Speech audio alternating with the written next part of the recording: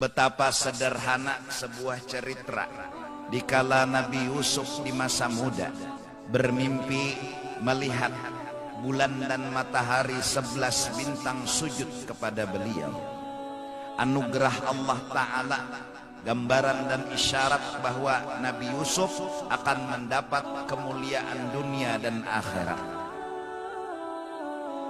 Terucaplah kepada sang ayah mimpi yang pernah dilihat di suatu malam. Abah, ulun malam bermimpi. Mimpi ulun melihat matahari, bulan dan 11 bintang sujud kepada ulun. Apa pesan sang ayah? Nabi Yakub alaihi salam. Ya bunayya la taqsus ru'yaka ala ikhwatik.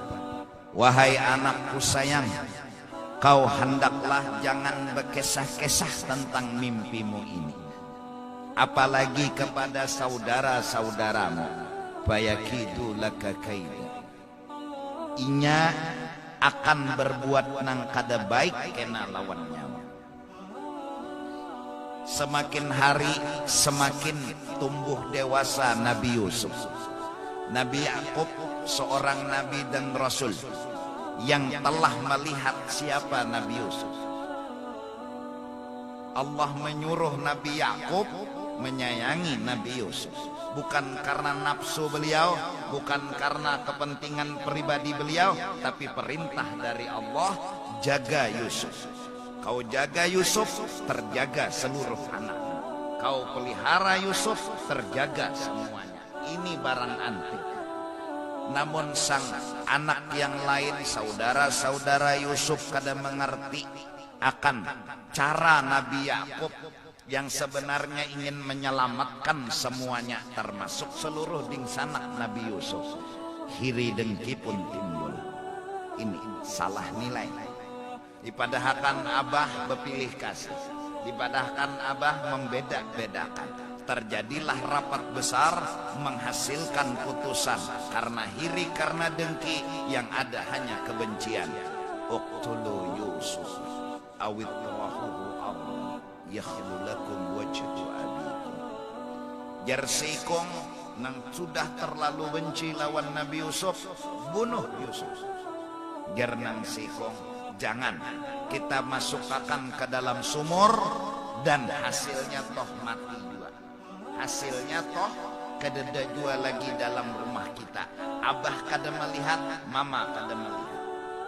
Pikiran mereka sebuting menyingkirkan Yusuf dari muka bumi. Lihat, mereka berpikir, pikiran mereka dengan keahlian dan kepintarannya berpikir bahkan mengusahakan menghilangkan Yusuf dari muka bumi.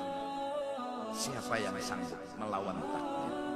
Takdir tidak menginginkan seperti itu. Hebatnya saudara Nabi Yusuf, cara yang dilakukan oleh saudaranya Nabi Yusuf, takdir gak bisa dikalahkan. Walaupun proses perjalanan hidup Nabi Yusuf dimasukkan ke dalam logika, masuk ke sumur dalam gelap gulita, itu mati. Takdir kada kawa dilawan. Takdir kada kawa dilawan. Allah bila berkehendak, siapapun yang pintar nggak bisa merubah akan takdir. Masuk ke dalam bulikan. Sebelumnya mereka telah berpikir kalau Yusuf sudah masuk dalam sumur, kayak apa caranya supaya pender lawan Abah kena disembelih, dibunuhlah serigala, darahnya disapuakan ke baju Nabi Yusuf.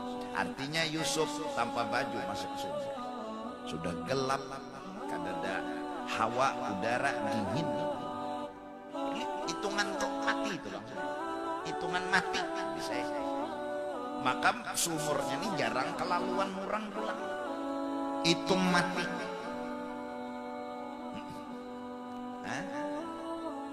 Kada berapa lawas datang orang hendak mengambil banyak. Lihat Allah bertindak kada kawa dilawan. Aja biar kayak apa aja. Allah udah berikan kabar gembira kepada Nabi Yusuf bahwa Nabi Yusuf bakal hidup Tuhan.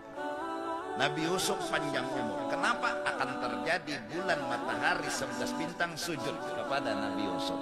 Ini belum terjadi. Jadi kena dah mati Nabi Yusuf. Biar diapai kena awak. Naik menimba pingkut Nabi Yusuf ditali nang orang menimba aja barat. Tapi hai kekanakan. Jadi jangan menarik nenek. Nah, ini anak siapa nenek? Nah, sudah kita ambil aja, sudah jual aja nenek. Akhirnya sejarah punya catatan Nabi Yusuf dijual ke kerajaan. Lihat proses. Emang keberhasilan kada harus dengan kesenangan.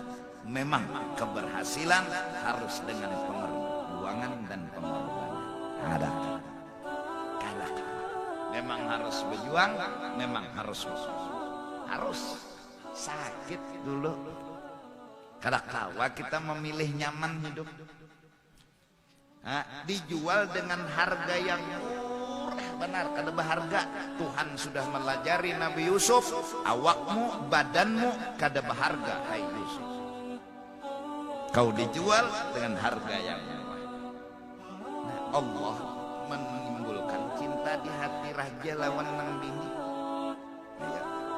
Berakhirkah setelah hadir di istana raja ujian Nabi Yusuf? Babunian pulang banyak SMS, ada kesandangan, menelepon, macam-macam. Kadangnya nyamannya diganggu. Anak HP jangan bahasa tuh telepon, anak HP masuk SMS, kadangnya nyamannya diganggu. Bahkan bebinian yang hendak lawan Nabi Yusuf ini kada kalangan biasa. Julak leha, bininya sang raja tergila-gila dengan Yusuf. Yo kamu apa? Mama angkat tergila-gila lawan anak angkat. Macam-macam cara Siti Zulaikha menjebak Yusuf. Akhirnya suruh oleh Zulaikha melukis laki perempuan telanjang bulat di kamar. Raja berangkat tugas, gambar diandak di dalam kamar. Yusuf dipanggil masuk, ngaran anak angkat dan biasa masuk. Ada apa mak? Masuk nak. Nggih. Masuk ke kamar. Tuh apa sob? Gambar apa tuh? Betunduk Nabi Yusuf. Nah, yuk kita yuk. Nah, orang lawas gatal. Kandak menpalar dah. Waktu itu Yusuf menolak. Terus buka sawat mengacak di belakang sini. Sawat rabit, berarti kan gancang benar tuh. Rabit keluar. Kebetulan raja ini bulik. Allahu Akbar. Bukti. Nah, hajut raja. Langsung Siti Zulaikha menuduh Yusuf. Sayangku, ini Yusuf yang kita angkat anak, coba hendak memperkosa aku, gitu aja. Nabi Yusuf apa nang diucapkan kereda. Namun Allah berkata lain, karena kau melawani takdir. Bayi dalam ayunan yang gak bisa ngomong berkata, jikalau baju Yusuf rabit di muka, Yusuf nang hendak memperkosa. Tapi bila baju Yusuf rabit di belakang, berarti binimu nang kata. Bintu aja bahasa Banjarnya kah? Bintu aja bahasa Banjarnya. Ya kan? Ya kan? Raja melihat, Masya Allah, kuciak pada kegampangan kuciak. Hah? Zulaikha tadi raja terkejut juga. Ada juga pengawal lain. Situasi sudah banyak nang tahu bahwa Yusuf benar, Zulaikha salah. Tapi kada sawat terjadi apa-apa. Demi nama harum abah angkat dan mama angkat, Yusuf berkata, penjarakan ulun, biar berita di luar ulun yang salah. Masuk istana, berakhirkah ujian? Enggak. Sambung. Ulun aja nang masuk penjara. Rabbis sijnu ahabbu ilayya. Ulun menyaman di penjara, pikir Nabi Yusuf bujur jua. SMS kada masuk lagi, telepon kada masuk lagi, godaan kada ada lagi, sidin masuk. Dan demi menjaga harumnya nama sang raja dan ratu, biar ulun nang salah, ulun nang hendak maanu ratu. Tapi beritanya nang bujurnya tuhnya ada melihat mendengar kejadian itu, nang tebore sedikit, babar ke situ kemari hingga sampai ke kampung. Jadi jadi situ itu na Yusuf nang kita anggap bagus tuh anak menggawi ratu. Jadi di situ kada kayak itu kisahnya. Undani na mendengar langsung dari na melihat. Berkisahnya kayak apa? Sini nyawa dudukan, nama kisah. Lalu tumbur di kampung pro dan kontra. Akhirnya sebagian bebinian tahu, oh ratu kah nang datang. Bebinian ngarannya untung dua atas bawah. Nah, banyak sedikit pandir. Oh situ kemari. Ratu ini mbah sudah disambati, mudah hendak tabuka sudah. Kebenaran kisah. Jadi jer ratu nih. Ada kawajun yang menutupi. Memang kenyataannya nih kayak itu tuh. Sudah. Udah baik mau kayak alasannya lagi supaya mereka ampuh menyambati undang. Kiau sekampungan masuk istana. Oh ada kegampangan, makanya istana kurang khusus saja nah masuk. Ini kata samanyaan orang kampung, nama lumpuh diangkat. Jadi saya lelang ke istana. Raja akan menyiapkan makanan bertaan. Hari itu terkumpul masyarakat, terutama bebinian. Kada kerasa apa makan, minum apa bertaan.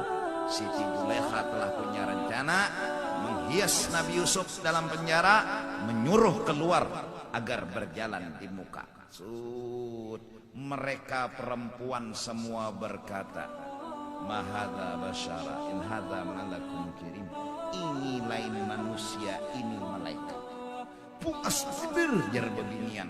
Sampai lading nang di tangan sayat telunjuk. Ada terasa padih dan lukanya. Hatam kejadian kayak itu beparak Siti Juleha lawan nang bebinian nang bore-bore. Ya sih. Terkajut. Sadar tangan sudah luka, darah sudah mencurat. Nah, nyawa-nyawa nih menyambati unda tegila-gila lawan Yusuf. Nyawa coba kirakan. Hanyar setumat melihat. Hanyar setumat. Tuh, luka dah tangan. Mata kada sing pajahan. Kayak penyawa kisahnya nih. Kayak apa lagi unda ajar Siti Juleha. Hari-hari mulai. Karena kau menyandang cinta. Nah lalu naik kisah. Akhirnya terus sampai perjalanan mimpi yang ditafsirkan oleh Nabi Yusuf. 7 kerbau yang kurus menghantam 7 kerbau yang gemuk. Yang ditafsirkan oleh Nabi Yusuf bakal ada 7 tahun kemarau panjang yang akan menghabiskan makanan dan minuman. Akhirnya Nabi Yusuf pun mengusahakan berkebun dan segalanya agar ditampung, disimpan supaya menghadapi 7 tahun kemarau yang panjang. Disitulah kemudian mereka semua kelaparan, mereka semua masyarakat sedang menderita, tapi raja berisi makanan. Dikiau dibagi semua kepada masyarakat, termasuk keluarga Nabi Yusuf alaihissalam. Lenang datang. Betapa rindu di dada yang ada di hati Nabi Yusuf dengan saudara seayah seibu yang bernama Benyamin. 10 yang lainnya saudara saya, 1 yang bernama Benyamin. Kadapinan lagi siapa yang menjaga kerajaan. waktu itu ditugaskan untuk melayani, membagi makanan kepada fakir dan miskin. Kayak apa akalnya Nabi Yusuf supaya dan ini kenapa bulik? Udah kan ya. Sesampai mereka berjalan keluar, pengumuman, stop. Yang akan pulang raja kehilangan cuntang raja. Ya nanti kacak orang Benyamin. Saat itu Yusuf suka kartu. Benyamin pun gembira, senang dan suka. Akhirnya terus berjalan. Nah, maksud ulun, kita kadang ngerti takdir. Proses kehidupan kita dahanu miskin, garing, kada berduit, hadang hujungnya hadang. Kita kada Allah. Takdir kada kawa dilawan. Memang harus kadang-kadang proses perjuangannya luar biasa. Ramalan telah menyatakan bahwa akan lahir seorang anak laki-laki yang akan meruntuhkan kerajaan Fir'aun. Coba, Fir'aun dapat ramalan raja dan kerajaan runtuh karena ada seorang anak laki-laki dari Bani Israel akan lahir. Habis hari itu, mulai mimpi itu habis semuanya anak laki-laki dibunuhnya Firaun. Ada begaganangan. Ada aja anak laki-laki bunuh ya Firaun. Ini bunuh. Ada aja nang betianan tungguinya oleh nang pengawal kerajaan. Loko kami lahir langsung didobraknya pintu. Liati bila bebinian selamat balakian bunuh. Ada kegampangan. Ada nampina baru atau gambung datangi dihintipakan kada sing melahirakan sehingga dasar penyakit perut gambung.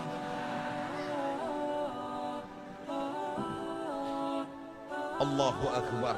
Ketika Nabi Musa lahir, mereka semua mengetahui, tahu Allah Tuhanlah takdir kada kawa dilawan. Tahu ibunya Nabi Musa ini melahirkan, dan mereka menemukan si pengawal kerajaan anak laki-laki. Cuma waktu itu suara anak laki-laki datang di gerbang, gerbang buka. Ibunya Nabi Yusuf nih saking sayangnya lo anak, kada habis pikir lagi. Nabi Yusuf yang kecil baru lahir diandak di bawah panggangan roti yang sedang menyala. Wah, sembunyikan sudah hai. Kada pikir lagi nih anak roti menyala, bayi dalam situ bawah. Carinya oleh pengawal. Pokok tadi ada bunyi anak lahir laki-laki juga buahnya. Oh, bulikan. Mangkat nih dikucup sidina, keluar minuman dari tangannya Nabi Musa. Nang mengawal nih buka ke Fir'aun. Saat datang ke Fir'aun, nah sebelumnya mengkawan ada anak laki-laki di situ nah lahir. Yuk kita barakan kerajaan jebuhnya. Sekali hendak bahabar kerko bener.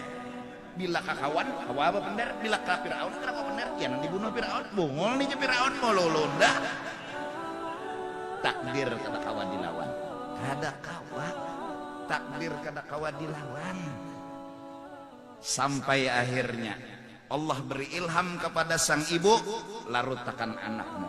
Kau akan bertemu di dunia ini juga dengan anakmu. Bukan hanya di akhirat, kau akan bertemu juga di dunia ini dengan anakmu. Larutakan ya, pasti terdapat di dunia sini juga. Maryam, saudaranya Nabi Musa, bukan Maryam ibunya Nabi Isa, bukan. Nak, kakaknya Nabi Musa. Lihat pang ading kam tu larut ke mana? Jalan sekali aja pas di burit kerajaan singgahnya.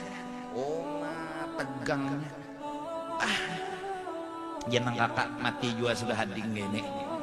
Diantar ke kerajaan oleh Banyuna. Ketika itu sang ratu sedang duduk santai melihat ada keranjang yang di atas air dikuir, ternyata bayi laki-laki. Fir'aun sudah bonoh ya Fir'aun. Ini mungkin nanti agar hancur kerajaan Anda. Jadi jangan bini hadang dulu. Lah kalau pina lain anak di sini, kan ramalan nubuhan sini. Kalau pina larut anak kurang di mana lah. Nah kita nih belum beranakan juga, kita ambil aja sudah anak. Kita kada beranakan juga. Lama hati Fir'aun, takdir kada kau dilawan. Ada kawa. Tapi pang proses, ayo di bawah panggangan roti dilarutakan. Sudahnya bingung Nabi ibu mama Nabi Musa ini berpikir siang malam anak udah diapai di kerajaan mati jua sakone. Timbul pengumuman, siapa ada perempuan yang ada lagi masih banyu susu, tolong supaya mendatangi kerajaan agar bisa menyusui anak yang baru didapat oleh sang raja. Bubuhan kerajaan ini bungol dua. Coba kirakan pun ada bebinian nang kawa menyusu, berarti hanya lahir nih. Buta juga. Buntu kutak berpikir. Ya Allah, masuk ibu Nabi Musa. Masya Allah. Waktu itu bebinian yang hanya melahirkan, tapi bebinian juga ada bebinian melahirkan, bebinian anaknya itu menyurung susu kada mau Nabi Musa, nyurung susu kada mau Nabi Musa. Han lagi halus sudah tahu sidin mana susu uma mana susu nang lain. Ada kita sudah tuha susu nang lain gin dikunyut. Kalau tahu di susu bini kada dikunyut. Nabi Musa tahu imbah pang mamanya datang menyurung, masya Allah. Nah jadi raja kalau kayak itu engkau mau inya menyusul tolong begana di sini. Allah punya strategi luar biasa. Dilarutakan malah dapat duit upahan daripada raja, padahal ibu dari Nabi Musa alaihissalam. Takdir kada kawa dilawan. Itu gin kadanya nyamannya di istana tegang raja Fir'aun ini masih sangka jahat lagi. Nah penang lagi kekanakan sudah duduk Fir'aun di singgasana kerajaan, tincaknya oleh Nabi Musa kursi nang Fir'aun patah ampat gugur kesumbalit Fir'aun. Jadi jar Fir'aun ya Allah ini bungolnya nih, ini sudah nama hancur kerajaan enggak, ini orangnya. Jadi jar nang bini sidin nih hadang dulu nya kekanakan jangan dianggapi tasiwara nang bini. Seandainya kurma diandak bara diandak pastinya milih bara. Bujuri di Fir'aun sakit pinggang sangkal tersumbalit mahkota tekipai ngemenjak anak lagi halus ya hancur. Nabi Musa tahu mana kurma mana bara, pasti memilih kurma, bungulan milih bara. Allah punya strategi. Jibril, yes, turun, alih tangan Musa. Dia nang dialih ke bara langsung menakut. Dia nang sidin agak kurang fasih bicara. Dia nang Rabbi syrah li sadri wa yassir li amri wahlul 'uqdatan min lisani. Ketika diangkat menjadi rasul, Nabi Musa bilang, ya Allah tolong bawai din sanak ulun Harun, karena inya tabagus bepander lawan raja daripada ulun. Usia ulun bepander nang kada baik dengan ini raja salah paham tampil lain raja baik Harun aja bawai. Nah ya nang Nabi Harun tuh diangkat ya. Proses begitu juga sejarah Sayyiduna wa Habibuna Muhammad. Begitu juga nabi-nabi lain, begitu juga wali-wali dan orang saleh. Artinya belajarlah dari sejarah bahwa sesungguhnya kehidupan memang diawali dari sebuah pengorbanan.